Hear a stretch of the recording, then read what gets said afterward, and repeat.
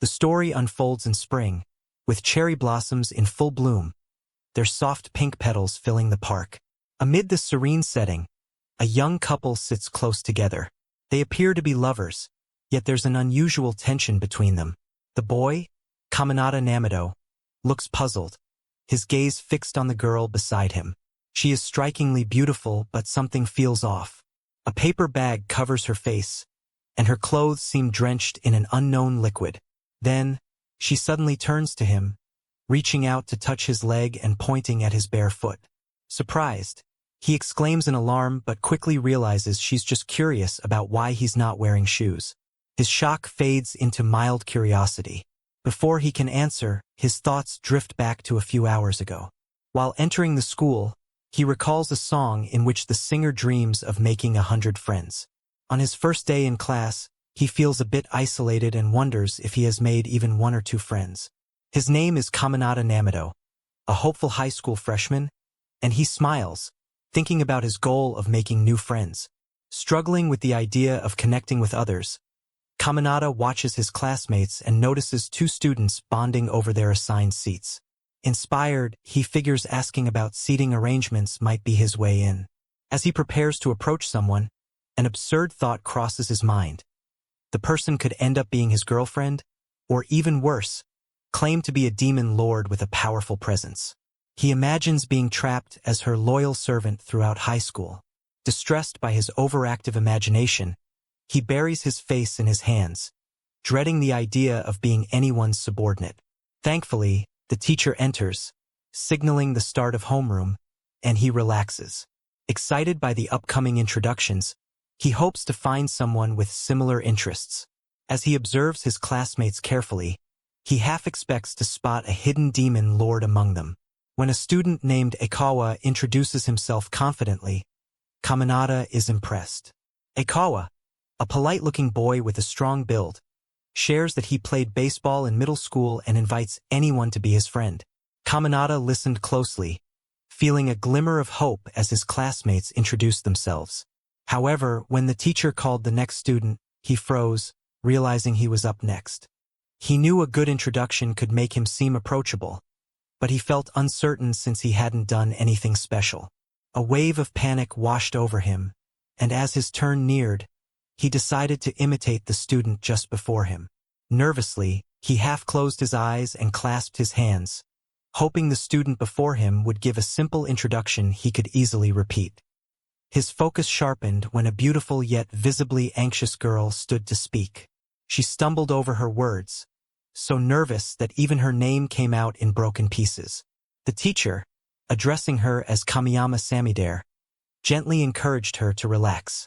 Kaminata found her nervousness strange, especially as he noticed water dripping from her uniform, adding to the mystery. After a long struggle, she finally managed to say her first name, clutching her soaked uniform. His suspicions grew, not only about her extreme shyness but also the strange liquid dripping from her clothes. The teacher, with a kind smile, suggested she remove the paper bag covering her face. However, as everyone turned their attention to her, she held onto the bag tightly, pleading to keep it on to avoid embarrassment. This only left Kaminata more confused. He'd never seen anyone hide behind a paper bag when there were other options like sunglasses or hats. Her actions, instead of hiding her, seemed to attract more attention, leaving him completely puzzled. Suddenly, he stood up, startled by the water streaming from her clothes as she struggled to finish her introduction. Concerned about the awkward situation and half worried he might get drenched in her mysterious liquid, he quickly introduced himself, mentioning his hobbies and favorite subjects without giving it much thought. Bowing respectfully, Kaminata finished his introduction just as Kamiyama turned to glance at him, but the teacher instructed him to sit, moving on to the next student. As others took their turns, Kaminata noticed that Kamiyama remained standing, so he whispered for her to sit down. When she finally sat, water splashed from her chair, drenching his face since he was sitting directly behind her. With the teacher dismissing them to prepare for the next class, Kaminata sighed in relief, mentally drained by everything that had just occurred. He watched as ᴄᴏᴘᴘᴘ was quickly surrounded by a group of students, already forming a circle of baseball friends, and he felt disheartened. His plain introduction seemed unlikely to attract any attention. Suddenly, he was startled when Kamiyama-san turned to him, mumbling something in broken words.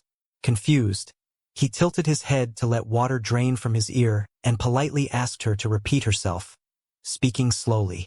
She relaxed, tearfully clasping her hands to thank him for his help before sitting down without waiting for his response. Watching her from behind, he considered the possibility of befriending her. She didn't seem as intimidating as he had initially thought, maybe even kind. As he looked at his hand, still red from her grip and damp from the strange water she seemed to carry, he paused, realizing her strength matched her intense presence. He imagined Kamiyama-san as a mountain girl, strong and imposing, which made him a bit hesitant to approach her. However, his attention was drawn away when a confident classmate asked Kamiyama if she could use her first name. Despite still being confused by Kamiyama's unusual aura, Kaminata couldn't help but admire the bold girl who was challenging the mountain girl with such confidence. The girl introduces herself as Hinata Arai, warmly inviting Kamiyama to join her group. Kamiyama, looking awkward, hesitates at first, explaining that she's not good at casual conversation. Arai brushes off her concerns, assuring her that she'll fit right in if she gives it a try. Minato, listening intently, senses that Kamiyama's excuses are starting to wear thin, especially when Arai gestures to the other girls waiting to welcome her. Watching all this, he quietly holds his head, feeling certain he'll never fit in with this group. Though Arai is kind and encouraging, Minato feels uneasy about the other girls, particularly concerned about Rei's ease with Kamiyama. It seems to him that Rei is pushing Kamiyama into the spotlight without fully understanding her. To Minato, it's like inviting a vampire into the daylight just because it seems like a healthy thing to do. Kamiyama's expression shifts to surprise when Arai suddenly reaches out to fix her crooked ribbon, teasing her playfully about her trembling hands. Arai reminds Kamiyama that as high school students, they'll be wearing this uniform for 3 years, so they should wear it with respect. Listening closely, Minato grows even more puzzled when Arai jokingly asks if Kamiyama is feeding her uniform or taking it for walks twice a day.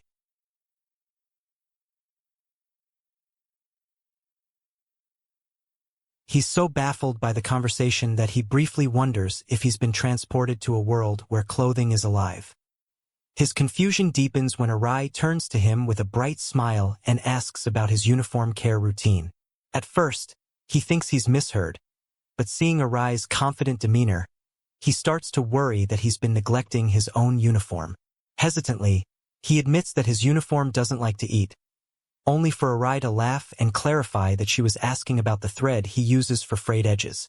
Embarrassed, he scratches his head, realizing how odd his comment must have sounded. Arai then invites both Kamiyama and Minato to share their uniform walking routes. Before he can respond, he notices the other girls exchanging cautious glances, subtly warning them to steer clear of delving deeper into Arai's eccentricities. Realizing he's already too entangled, Minato quickly grabs his bag, determined to escape the bizarre conversation. However, when Arai suggests they continue their chat elsewhere, she grabs Kamiyama's hand and stands up. In doing so, her chair slams back, causing it to knock Minato painfully to the floor. Kamiyama immediately stands, squeezing water from her clothes and apologizing, while Minato, offering a nervous smile, waves off her concern. But when Kamiyama sees his hand, she suddenly grabs him by the collar and calls for the nurse, stunning everyone as she hoists him over her shoulder and dashes out of the room. Mortified at being carried by a girl, Minato remains silent, though the curious stares from other students make him feel even more embarrassed than the pain in his hand. After running for several minutes, she finally stops, and Minato quietly points out that they've ended up behind the gym rather than at the nurse's office. Apologizing, Kamiyama admits she got lost, and he gently asks her to set him down. Showing her his hand, he assures her it's fine and suggests they head back to class. But his concern deepens when he notices her struggling to breathe as her paper bag mask has become too soaked to work. Panicked, Minato reaches to remove it, worried about her safety, but she tightly grasps his hands, insisting she can handle it herself. He stares at her back, perplexed by her determination to keep wearing the bag, wondering whether it's sheer embarrassment or something deeper. Then, to his surprise, she calmly tears up her drenched paper bag and skillfully creates a new one from a spare sheet of paper she carries. Turning to him, she exhales in relief, narrowly avoiding a more serious incident. Still in disbelief, ᴄᴏᴘᴘ hesitantly asks if she always carries extra paper bags. She smiles and explains that when she gets nervous, her bag often gets soaked, making it harder to breathe. Amused by her serious answer, ᴄᴏᴘᴘ chuckles, which makes Kamiyama self-conscious. He quickly apologizes, appreciating her quirky determination. Secretly impressed by Kamiyama's preparedness, ᴄᴏᴘᴘ watches as she swiftly dons the new bag just as the bell for the next period rings. They exchange puzzled glances before she darts off in the wrong direction again. This time, he gently guides her back, and they hurry together toward the classroom. As they peek into the room, ᴄᴏᴘᴘ quickly pulls back, realizing that homeroom has already started. They sit by the classroom door in the corridor, both too nervous to enter mid-lesson. Recognizing that Kamiyama-san is likely just as anxious, ᴄᴏᴘᴘ realizes that the longer they wait, the harder it'll be. He suggests they go in, reassuring her to stay close and stay calm, which she nervously agrees to. With a plan to act natural and offer a simple excuse to the teacher, they enter, but as ᴄᴏᴘᴘ sees his classmates and the teacher, his nerves get the best of him. He blurts out a bizarre excuse about a desk trapping their fingers and needing to go to the nurse's office for spray paint, while Kamiyama nervously stammers beside him. The teacher, amused, tells them to relax, joking that ᴄᴏᴘᴘ is like a middle-aged woman struggling with a smartphone. He then mentions he already knows what happened from Ero-san and instructs them to take their seats. As ᴄᴏᴘᴘ settles in, he whispers a grateful thank you to Arai, who cheerfully acknowledges that his hand is feeling better. Finally seated, he slumps in exhaustion. Despite only a few hours passing, it feels like 2 months with everything that's happened. His concern creeps back in when he sees Kamiyama's drenched uniform and hears strange sounds as she gasps for air. Her paper bag is soaked through, and her skin looks pale. Feeling a surge of urgent concern, ᴄᴏᴘᴘ considers asking the teacher for help but hesitates, worried about exposing Kamiyama in front of everyone.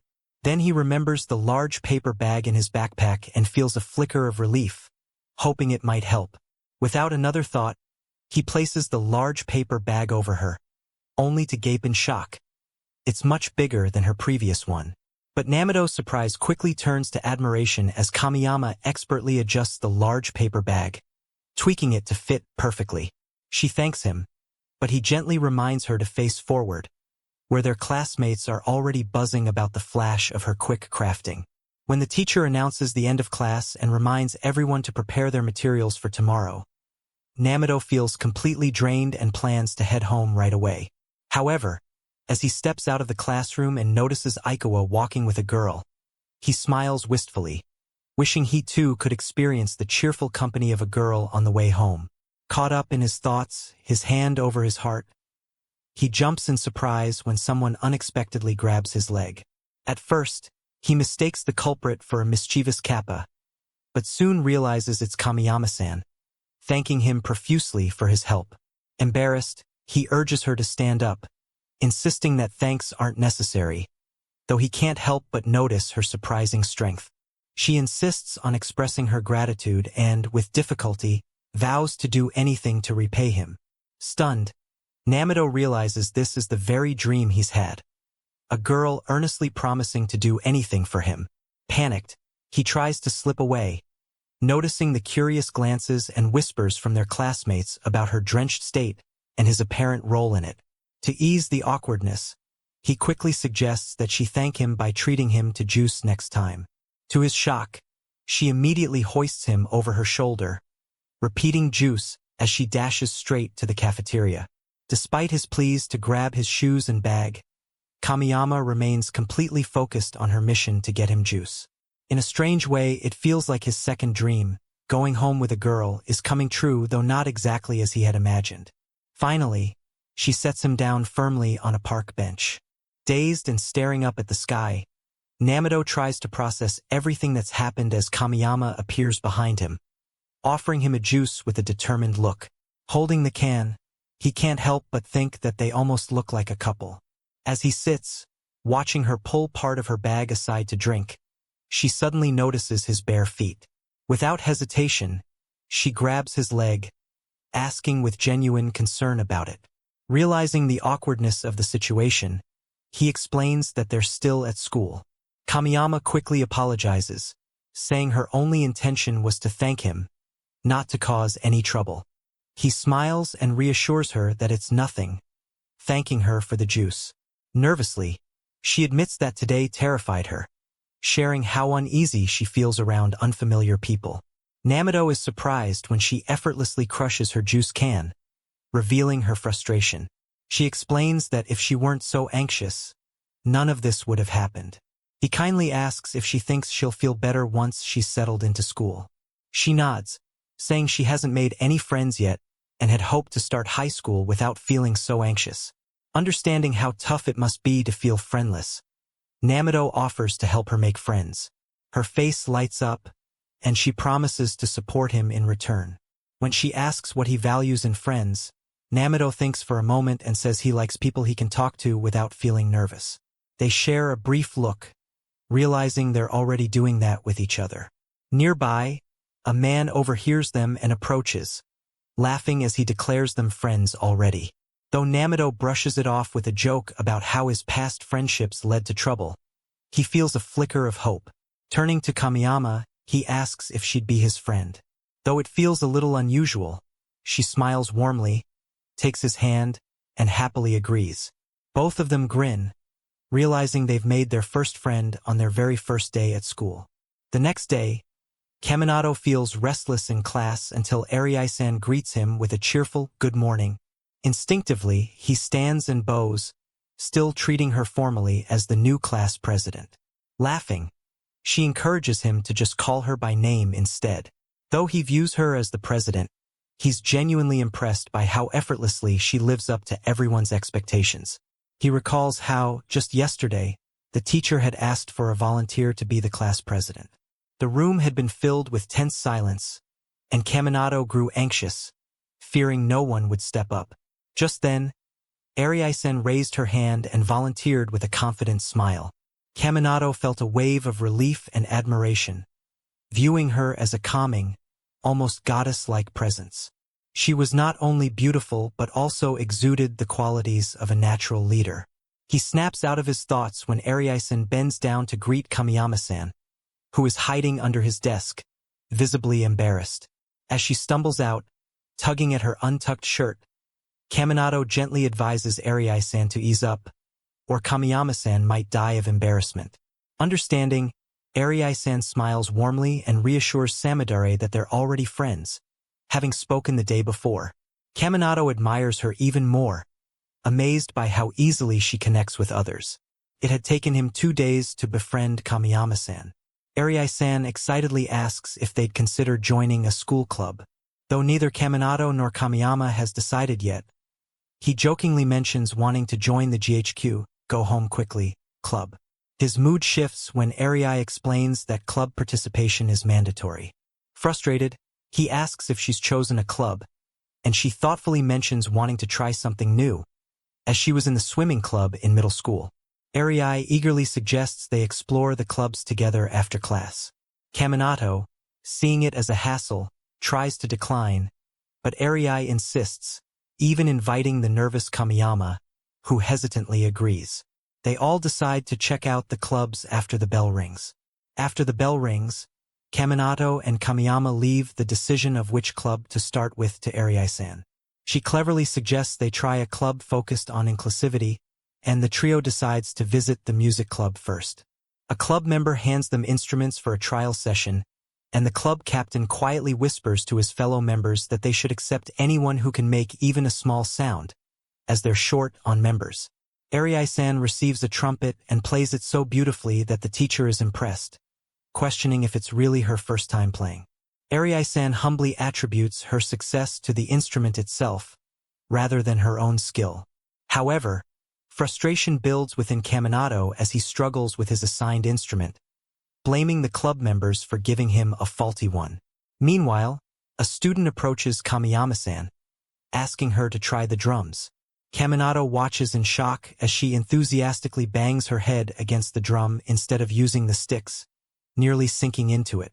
The club member smiles and gently informs them they won't be joining the music club. Arai-san is disappointed but quickly defends Caminado, saying it was the instrument's fault, not his. Kamiyama, excited, chimes in that it was meant for a concert piece and praises Caminado's potential. Her encouragement boosts his spirits, and Arai-san agrees with a smile, suggesting they move on to the next club with renewed energy and excitement to face new challenges. As they flip through the notebook for the next club, Caminado initially feels irritated by the ongoing process. But his mood shifts when he notices Arai-san's calming presence, making him feel more relaxed and optimistic about the next adventure ahead. Their next stop is the tea club, where Arai-san expertly prepares a cup of tea, impressing both Caminado and Kamiyama with her skill. When it's Kamiyama-san's turn, she gets a little too eager and spills tea all over Caminado, soaking him. Arai-san's face falls in disappointment, and she sighs, feeling that their luck isn't improving. Nonetheless, she stays determined, suggesting they try the next club. They visit the art club, where Caminado struggles with the paints, accidentally making a mess. Next, they head to the choir club, but the singing proves to be just as disastrous, with Kamiyama-san's nerves getting the better of her. Arai-san's optimism begins to fade as the day wears on, and she starts to feel the weight of their failures. The stress seems to be getting to her, and she almost collapses in frustration. Sensing her frustration, Caminado quickly steps in to support her.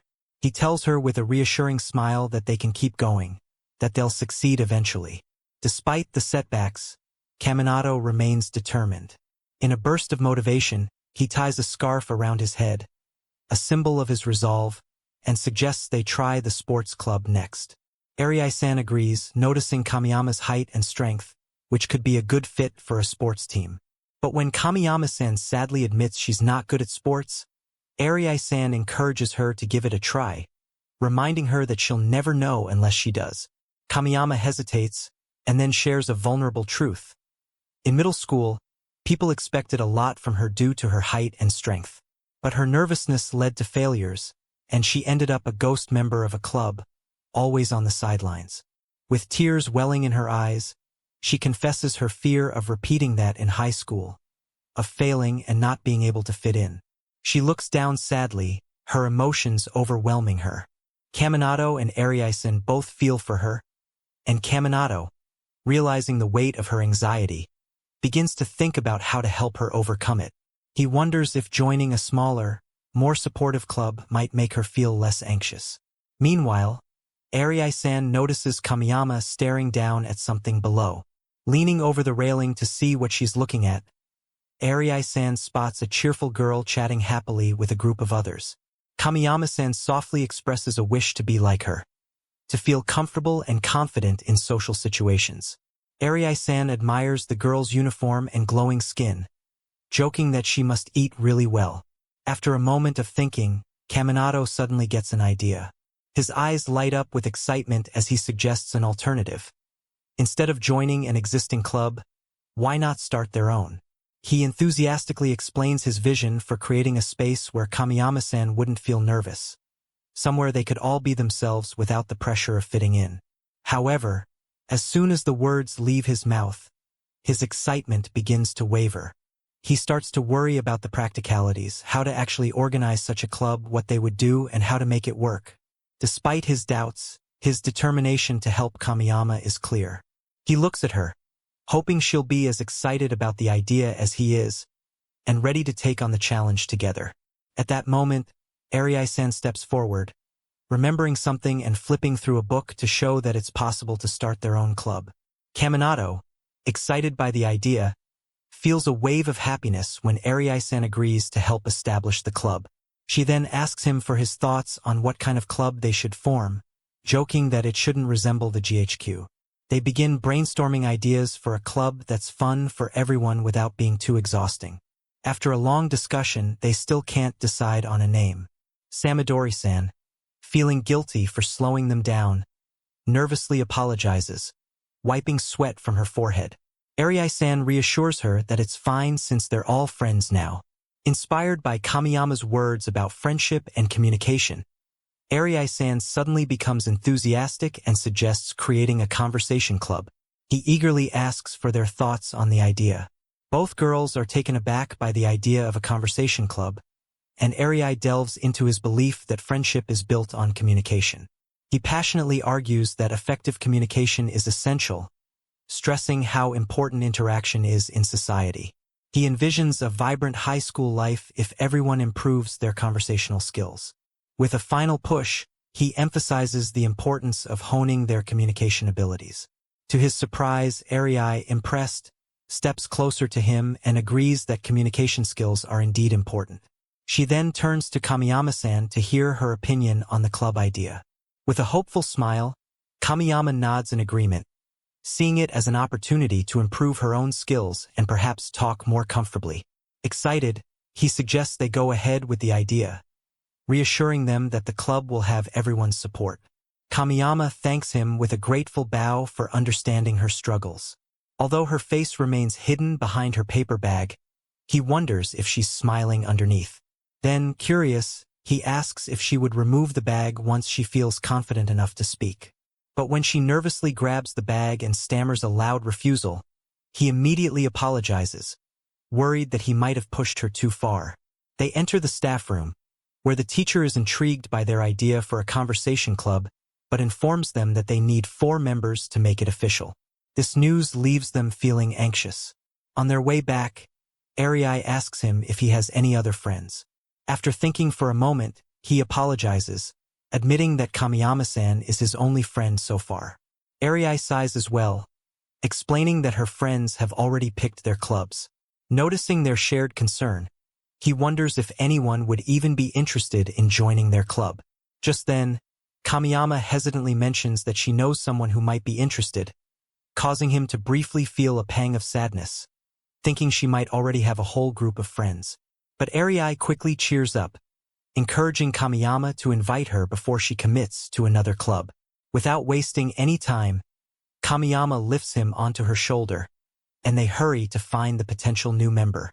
Once they arrive, she gently sets him down in the hallway and points to a girl in a pink cardigan, chatting confidently.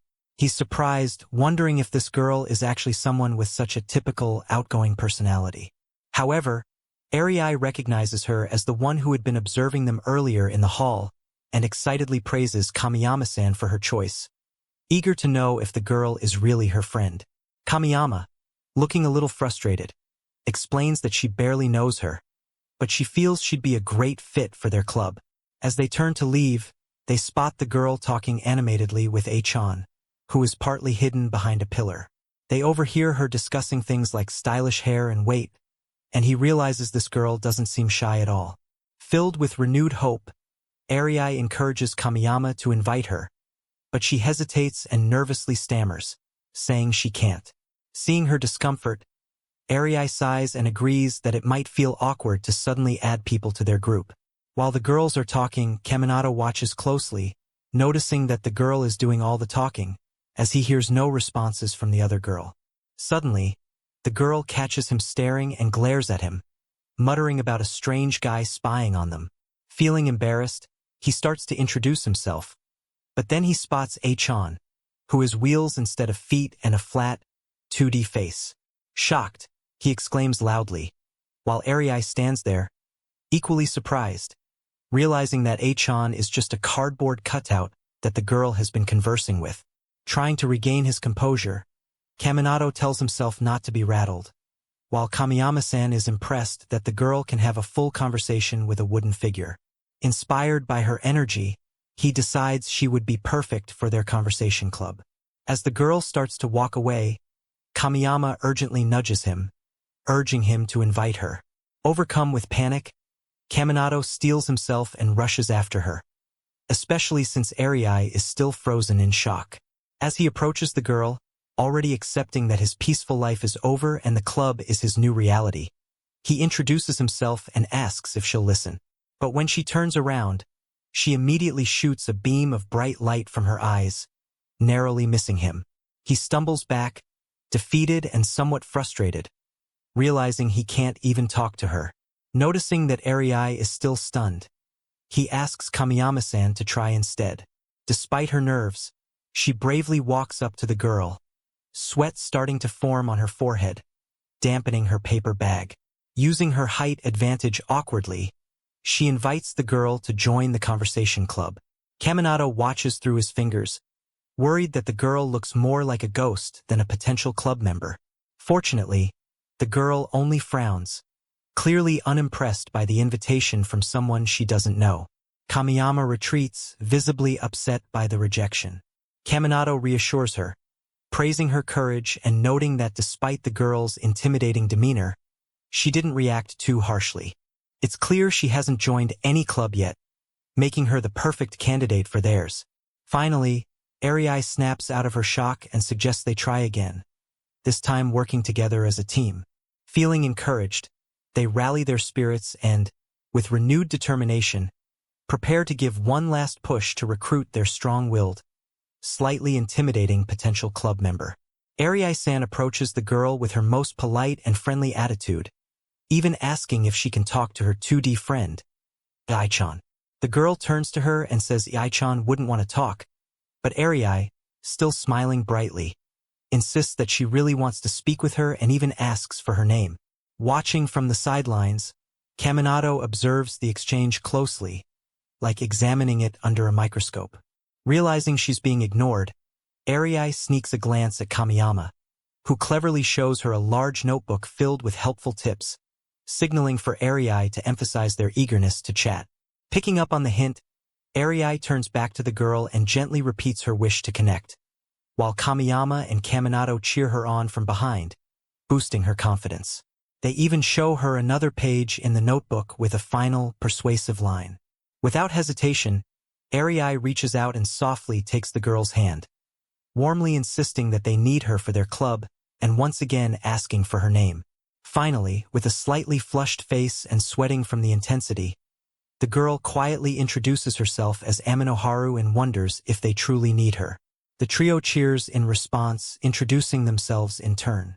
However, when Arei introduces Kaminato-kun, the girl shoots another blinding beam of light from her eyes, narrowly missing him as he ducks, confused as to why she's attacking him when he hasn't even spoken. Arei, undeterred, places a hand on Amano's shoulder and declares that they're friends now, encouraging her to join their club. Kamiyama, equally excited, adds that it would be great to have long conversations with others. Though Amano-san appreciates their enthusiasm, she clutches her 2D image and gently declines, explaining she can't join a club that has a boy in it. When Amano-san turns them down, both girls look at Kaminato, making him feel even more self-conscious. Seeing his downcast expression, Kamiyama bravely asks why she can't join a club with boys. Amano frowns, deep in thought, then responds with a serious face that she can't because boys start talking to her. Kaminato, confused by her reasoning, absent-mindedly asks if gender is really that important, only to be met with another deadly glare from her, narrowly avoiding the intense beam. Distressed by her uncontrollable laser-like glare, Amano covers her eyes, while Kaminato, shaken, promises to never bring it up again. To ease the growing tension, Arei steps in, complimenting Amano on her cute and shy nature and suggesting that it must be tiring to constantly fend off attention. Flustered by the praise, Amano glances at her 2D companion, Ai-chan, and admits that while she's touched, she still can't join a club with a boy. Noticing Amano's hesitation because of Kaminato, Arei cheerfully offers a solution. She can join the club, but under the condition that Kaminato won't speak to her during club activities. Kaminato, taken aback, protests, saying this would violate his basic right to speak in the club. But Arei calmly responds, explaining that conversation doesn't always require words. Just then, Kaminato instinctively lifts his leg as another deadly beam flashes beneath it, causing him to shout in frustration, accusing her of trying to harm him when he wasn't even speaking to her but to Arei. As he vents, Amano's face falls, looking heartbroken, which leaves him speechless. The other girls quickly hush him, concerned she's about to cry. Kamiyama suggests they try to cheer her up, and Kaminato finds it ironic that they're all working to make her smile, even though she had just tried to zap him for speaking. Arai, smiling warmly, gently takes Amano's hands, apologizing and explaining that her beams only happen when she's startled. She sympathetically suggests that maybe feeling cut off mid-sentence triggers her light beams. Touched by Arai's understanding, Amano nearly bursts into tears, but Arai reassures her, saying that even her beams are welcome in the club. With a playful grin, Arai jokes that Amano could wear electromagnetic armor, offering to try making one. Kamiyama then chimes in, suggesting they celebrate with crepes after club. However, as she lets go of Amano's hands, the girl winces, revealing that Kamiyama had squeezed her hands a little too tightly. Just when things seem like they couldn't get more awkward, Kaminato shows up in a black power suit, jokingly calling himself a seaweed warrior and asking if eating seaweed will improve his algebra skills. Both girls stare at him in disbelief, surprised by the random pun. Relieved that she doesn't blast him this time, he cautiously removes his mask, only for Amano to quickly grab his collar and glare at him. Sternly, she warns him not to shout such nonsense and, with a scowl, reveals that she absolutely hates jokes. Determined to try again, Kaminato grins and, feeling a bit desperate, spins a story about how seaweed lovers are often mocked. Yet a depraved monk buys seaweed from a bulgy man. He cringes at how much he repeats seaweed, but slyly winks at Amano to gauge her reaction. She snaps at him to stop, insisting she truly dislikes such things. Embarrassed, he covers his face, realizing he may have gone too far in trying to make her smile. But Arai nudges him, pointing out that Amano seems close to laughing. Encouraged, Kaminato starts humming a silly tune about the jeered seaweed-loving monk. To his surprise, Amano bows slightly, looking appreciative. Even though she called him a depraved monk, she seems amused. Kaminato is stunned that she's enjoying this, especially after saying she hates puns. Just as he's wondering if making her smile might not be so difficult, Amano asks curiously if the monk was able to buy the seaweed. Staying in character, he says no, and to his shock, she unexpectedly tears up. Trying to comfort her, he insists it's a healthy story. They continue their conversation until Arai, who's been quietly observing, interjects. She notes with satisfaction that Amano hasn't unleashed any death beams, hinting that smiles, empathy, and a funny topic have made her feel comfortable around Kaminato, suggesting that they're already friends. Kaminato lowers his head, quietly saying that he's willing to accept her death beams if it means they can be friends. Touched by his sincerity, Amano decides to accept him as her friend. Clutching her 2D friend, Ieichan, she happily announces she'll join the club, as she's been looking for one where Ieichan could tag along. Overjoyed, Arai nearly hugs her and asks her to write down her name for the club. Seeing both girls so happy, Kaminato and Kamiyama feel a sense of maturity, celebrating the official formation of their conversation club.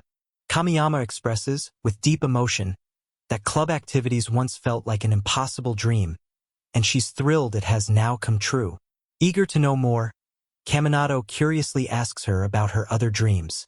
She sighs and admits that if she ever took off her paper bag, the rest of her dreams would be small and easy to achieve.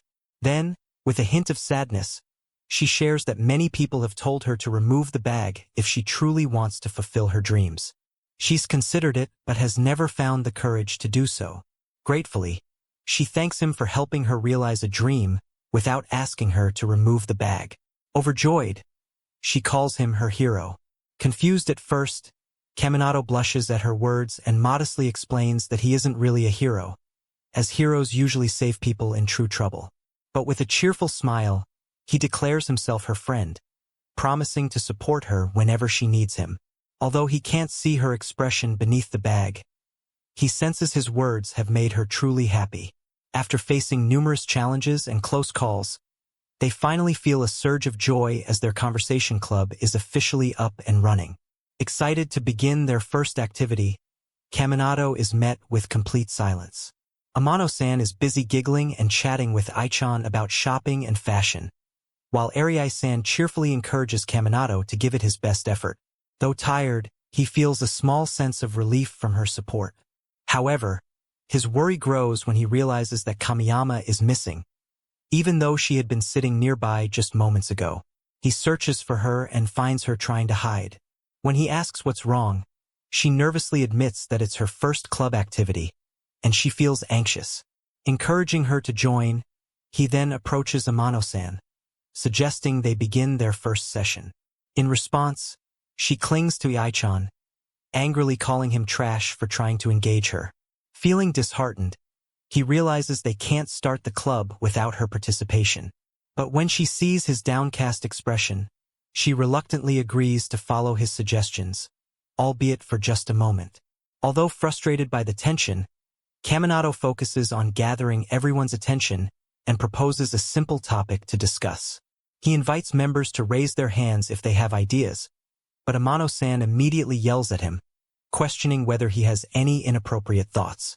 To ease the mood, Kaminato quickly pulls out a suggestion box, encouraging everyone to write down their ideas. After they comply, he opens the box and draws the first note. His eyes widen as he reads it. Discuss the bad things about Kaminato-kun. He glances at Amano-san, knowing she's behind it.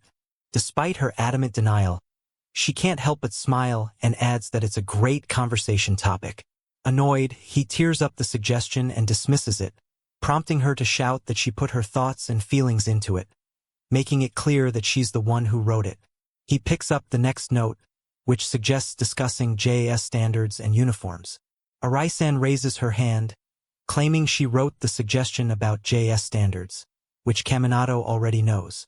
When Amano-san questions her about it, Arai enthusiastically explains that JAS stands for Japanese Industrial Standards, a national standard in Japan established by the cabinet minister in charge. Despite her passion, Kaminato cuts her off in frustration, knowing it's not a fitting topic for their club. Arai-san's face falls as she apologizes. Realizing that the suggestion box is now empty and no good ideas have come forward, Kaminato decides to review all the suggestions at once. Just then, Amano-san informs them that if they don't pick a topic soon, she'll have to leave. As she picks up the box, she finds it unusually heavy. When Kaminato tips it over, a soaked piece of paper spills out, turning into pulp. Kamiyama-san stares, teary-eyed, and apologizes, explaining that she got so nervous that the paper got ruined. Reflecting on the situation, Kaminato realizes there was no real need for the suggestions to be anonymous. Amano-san then yells at him, mocking him for not contributing and calling him useless. Without missing a beat, he cheekily suggests she simply label him as foolish instead. To his amusement, she agrees with him. He studies her more carefully, realizing that though she appears shy at first, she actually has a hidden talent for conversation that she's keeping to herself, making her somewhat of a puzzle. He then proposes to the group that they stick to simple topics like favorite foods or movies, thinking those would be more approachable. The group is surprised by Kaminato's suggestion, realizing they hadn't considered such simple, everyday topics. Feeling a mix of nervousness and excitement, Kaminato begins sharing his favorite subjects and foods, revealing that he enjoys math and loves curry and hamburger steaks. Arai-san is taken aback, shocked that he likes math, as she finds it difficult. He explains that math doesn't require a lot of memorization, which is why he finds it appealing. As usual, Amano-san teases him about his food choices, saying even a grade schooler wouldn't enjoy them. He responds that these are just normal, basic foods. However, Amano-san gets flustered and nervous when he asks about her favorite dish. After a long pause, she admits that she likes pasta and parfaits because she's a girl. He seizes the opportunity to tease her, joking that she must love all foods starting with PA, like panties. She naively agrees, nodding that she eats those too as a girl. The realization hits her a moment later, her face turning bright red as he bursts into laughter, and she shouts in frustration, realizing she was tricked. Amid their playful exchange, Arai-san innocently asks if she prefers cotton panties over nylon ones. Annoyed, Amano-san insists she doesn't eat them. She tries to explain her other food preferences when Kamiyama-san interrupts, asking what she really wants to eat right now. Her expression shifts to confusion and shock, as if the world around her has disappeared. Noticing her discomfort, Kaminato reassures her that it's perfectly fine if she doesn't have an answer. She then opens up, tearfully explaining that she had difficulty making friends in grade school and middle school. Determined to change her situation in high school, Amano-san ventured to the library in search of books, only to find that her classmates had already formed friendship groups. Overcome with emotion, she began to cry, lamenting that she couldn't approach anyone until she met them. In her solitude, she discovered a cardboard cutout of A-chan, which brought her comfort and helped ease her anxiety. She explains that A-chan became her friend, but despite this, no one else seemed interested in befriending her. Seeing the sorrow on Amano's face, Kamiyama-san feels a pang of sympathy and attempts to comfort her, understanding her struggle but still feeling conflicted. She quickly reassures everyone that A-chan is her best friend now, so they don't need to worry about her. Kamiyama-san steps forward, admitting that though she isn't great at talking to people, she can empathize with others. Motivated by this, she gives Amano-san a thumbs up, which helps to lift her spirits. Nervously, Amano-san agrees, tears of joy streaming down her face as she declares Kamiyama-san her second friend after A-chan. She expresses her gratitude, leaving Arai-san and Kaminato slightly confused and frustrated, as they thought they were already friends. Wiping her tears, Amano-san innocently explains that she considered them friends because they wanted her to join their group. Realizing her sincerity, both Arai-san and Kaminato extend their hands toward her, eager to solidify their friendship. With a blush on her face and overwhelmed with emotion, Amano-san finally takes their hands, solidifying an unforgettable moment of fellowship. As the school bell rings, marking the end of the fourth lecture and the start of lunch, Kaminato eagerly grabs his lunchbox, planning to eat quickly and take a nap afterward. However, just as he looks down, a strange noise catches his attention. He turns around, only to be stunned by the sight of Kamiyama-san approaching him, carrying her entire desk like a lantern, with her lunchbox balanced on top. Tears well up in her eyes, and what looks like something red is smeared on her bag as she asks if they can have lunch together. Slightly unnerved by the odd scene, Kaminato quickly agrees, urging her to stop scaring him. Moments later, Arai-san cheerfully joins them, bringing her own lunch and eager to join in the fun. She notices Kamiyama's lunchbox, which has bear patterns, and immediately admires it, saying how much she loves anything with bears. Pleased by the compliment, Kamiyama explains that while real bears are strong and terrifying, they become adorable when turned into characters. She adds how wonderful it is to love animals in that way, seeing them through a lens of cuteness and charm. Arai chimes in, mentioning how teddy bears were the ones to start the trend of making everything seem cute. Kaminato, holding his chopsticks, casually shares his view that anything fluffy, not just bears, seems to get a boost in cuteness. Kamiyama then, with genuine curiosity, asks if she would become cute if she were fluffy. Imagining her as a strong bear hiding behind a paper bag, Kaminato, a bit alarmed by the question, advises her to abandon the idea of trying to be cute and instead embrace her strength. Arai-san, smiling warmly, reassures her, telling Amano that she's already cute in her own unique way. Kamiyama-san's eyes soften, and she smiles, reassured by their kind words. The trio, now relaxed, enjoy their lunch together, continuing to share small, light-hearted conversation as they strengthen the bond of their new friendship. As Haru-san enters the classroom with Ai-chan in tow, she's laughing, expressing her strong dislike for pineapple and sweet and sour pork, calling it revolting, though she thinks pork with pineapple is even worse. Noticing that the class is still deep in conversation and doesn't pay any attention to her or Ai-chan, Kaminato realizes that everyone is used to Haru's behavior and even makes room for Ai-chan as though she were a regular student. Watching her, Kaminato is impressed by her bold entrance, almost as if she's entering the class for the first time, even though she had to cross class boundaries to get there. Afterward, Haru places Ai-chan in front of their table and, Without looking at the trio, asks if Ai-chan completed her homework. Deciding on her own that Ai-chan did, Haru eagerly asks to copy it. As the three of them eat and observe her, they notice that Haru is pretending to dislike doing her homework. But her mood suddenly shifts, and she begins to cry, emotionally telling Ai-chan that although she's in the conversation club, she feels left out, never being invited to speak. Then, without acknowledging them, she starts crying harder, turning to Kaminato and accusing him of not inviting her, dramatically warning him that she might one day kill him.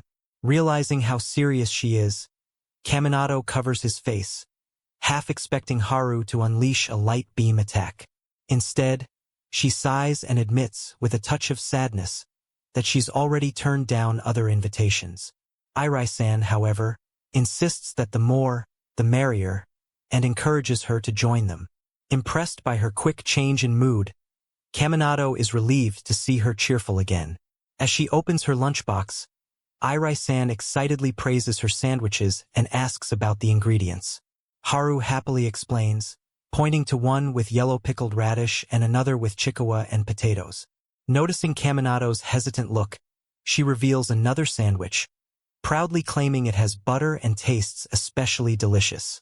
Kaminato takes a bite and is pleasantly surprised by how tasty it is.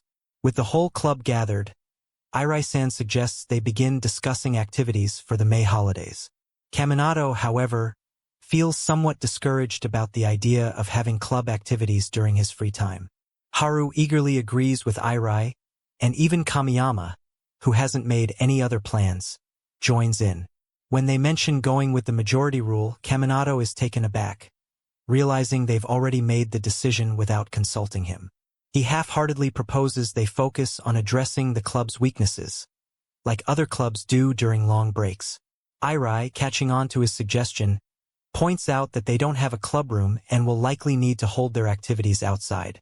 The girls quickly agree on the idea of shopping, which leaves Kaminato confused, unsure how that addresses any of the club's weaknesses.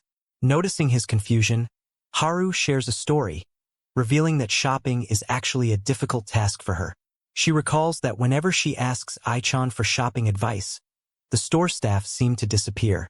She tells the story of a time when she asked Ai-chan in front of a shop, and as soon as she did, the staff quickly vanished, leaving her with nothing to buy and heading home empty-handed. Realizing that Ai-chan must be scaring the staff off, Kaminato can only stare at her in stunned silence, feeling an odd sense of sympathy. Kamiyama then shares her own shopping troubles, explaining how her nerves often lead her to impulsively buy everything out of anxiety. She even mentions being turned away from stores for covering her face too much. When Kaminato asks if their entire holiday will revolve around shopping, Kamiyama excitedly talks about an outfit she's determined to buy if they all go together. The other girls get emotional, leaving Kaminato even more confused, until Haru suddenly accuses him of underestimating the challenges of clothes shopping. He suggests it would be easier if the shop assistants approached them, but she immediately shuts him down, explaining that aggressive sales tactics only make her buy things she doesn't want or need. Kamiyama then admits that she avoids trying on clothes in stores because she's afraid they might get damp, preferring online shopping, which often results in ill-fitting clothes. With a wry, teary expression, she confesses that she even has trouble speaking to shop assistants. Listening to their concerns, Kaminato reluctantly agrees that shopping does seem overwhelming. Sensing his doubt, Haru bristles and quickly clarifies that she's not afraid of fitting rooms. When he teases her with rumors about people disappearing in them, her frightened expression leads him to admit that while ghosts may be terrifying, it's the people that are truly scary. He then shares his own horror story. Customers who try on endless clothes, take selfies, and leave without buying a thing. The thought of it repulses him, and the girls, understanding his pain, sigh deeply, agreeing that maybe shopping isn't as enjoyable as they thought. To lift their spirits, Kaminato encourages them to focus on Kamiyama's goal, but she modestly declines, not wanting to be a burden. With a hopeful smile, Kamiyama suggests a different outing. She's always wanted to try the crepe stand at the station after school. Arai immediately lights up, enthusiastically agreeing with the idea and even mentioning the kitchen truck by the station, where they can avoid dealing with too many staff. Haru, grinning, eagerly asks Kamiyama if she loves crepes, and Kamiyama nods with excitement. Though Kaminato isn't particularly fond of sweets, he can't resist giving in when he sees how excited the girls are. They all agree to visit the crepe shop after school. Once the school day ends, Kaminato is bewildered to see the girls preparing as if they're gearing up for battle rather than just heading out for a casual outing. Kamiyama, for one, wears a paper bag she specifically prepared for the occasion, earning compliments from the others on how cute and stylish it looks. Kaminato, still confused, watches as they all carry oversized shoulder bags with intense focus, clearly ready for something more than a simple trip to the crepe shop. As he observes, a thought lingers in his mind. Are they really just going for crepes? Or is there something else going on here? After finally arriving at the crowded crepe shop for their first off-campus club outing, Kaminato exhales in relief. Surrounded by a bustling crowd with no empty seats in sight, he's just happy that nothing strange has happened. Meanwhile, he enjoys watching the girls passionately debate their choices for toppings: strawberries, custard, bananas, and more. Their animated conversation makes him chuckle at their enthusiasm. Despite their quirks, he thinks they're just your average schoolgirls.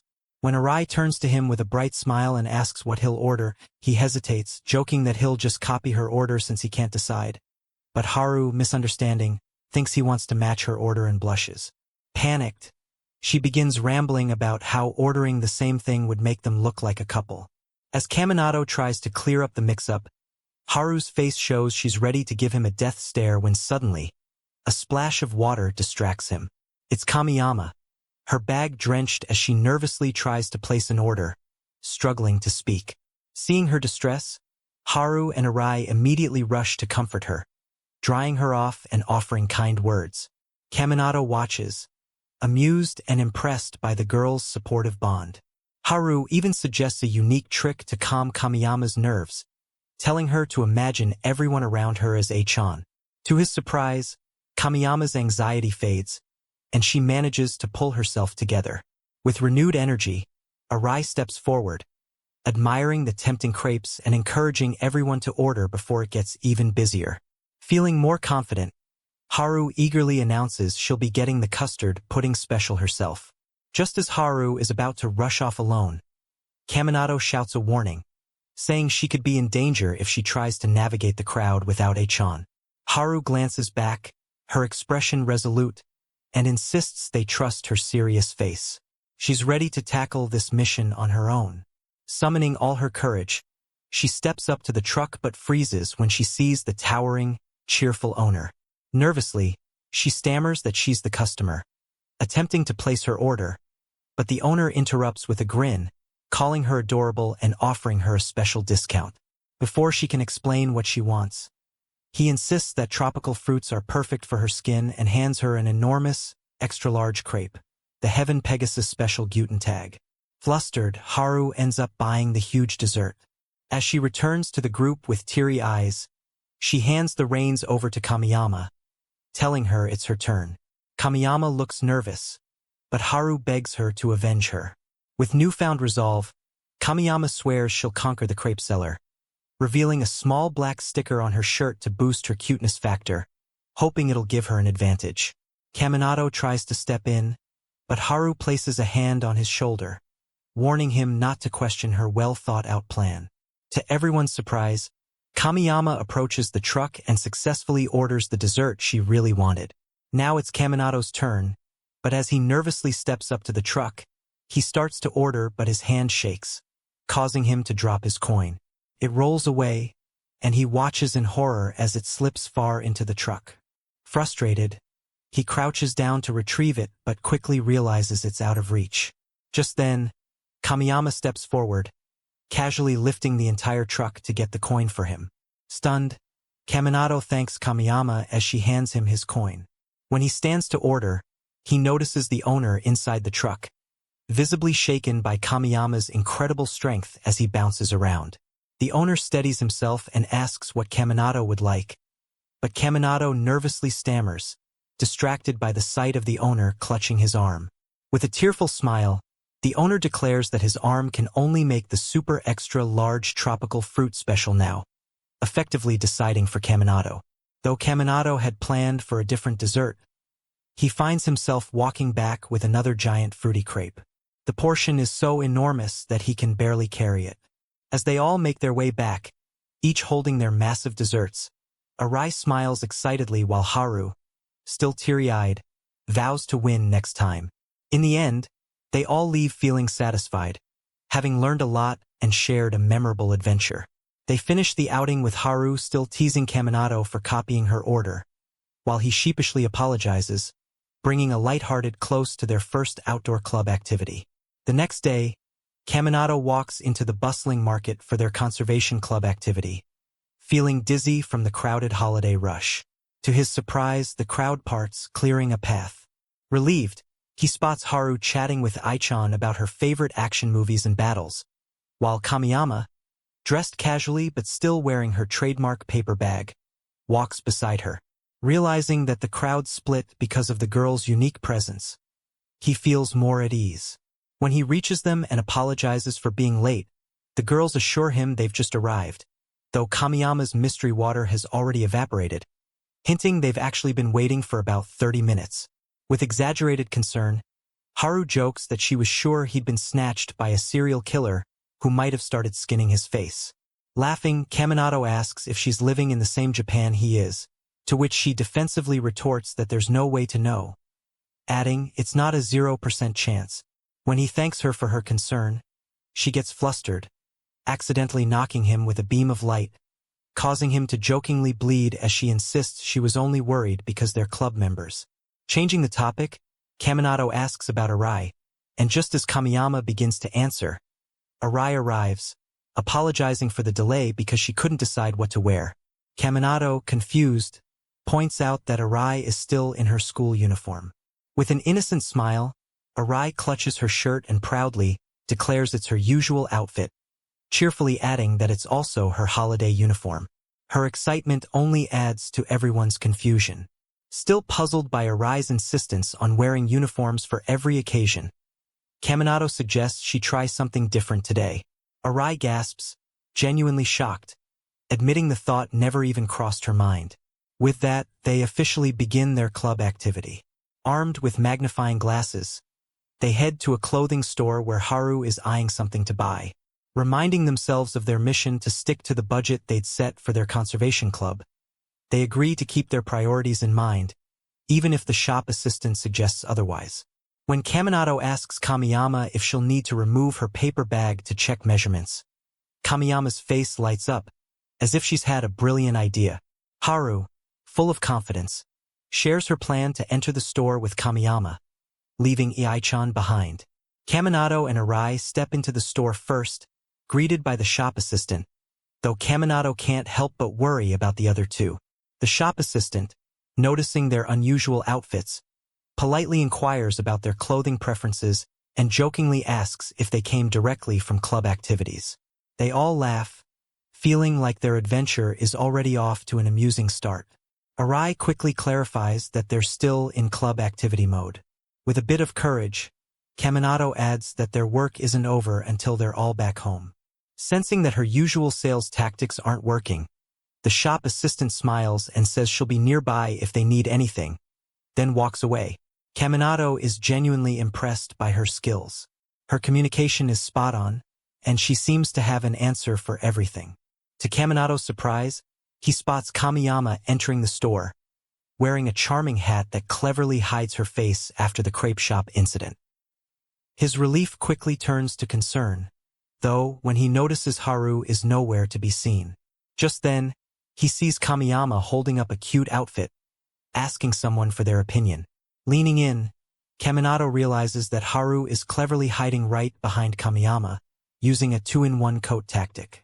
When the shop assistant approaches to suggest a bright-colored shirt that might complement Kamiyama's complexion, it's Haru, still hidden, who politely declines the suggestion.